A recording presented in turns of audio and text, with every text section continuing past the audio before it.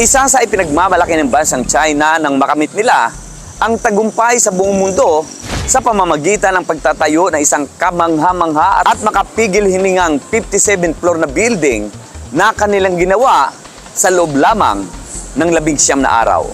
Ayon sa Vice Presidente ng kumpanya na si Xiao Xiangjing ng Broad Sustainable Building Company, ay naglagay sila ng hugis parehaba, salamin at bakal na mini Sky City sa Hunan Provincial Capital ng Changsha gamit ang modular na pamamaraan para mapabilis ang pagkabit at mag-assemble ng 3 palapag bawat araw. Ayon sa Chinese Construction Company, sila ang pinakamabilis na nakabuo ng skyscraper sa loob ng 19 na araw ng trabaho sa Central China. Ang mini Sky City ay mayroong 19 na atrium, 800 apartment at office space para sa 4,000 katao. Matibay at ligtas umano ang istruktura lalo na sa lindol. Ang kumpanya ay naghihintay ng pag-aaproba para sa kanyang ambisyon na 220 palapag na Sky City sa Changsha na kanilang gagawin sa loob lamang naman ng 3 buwan.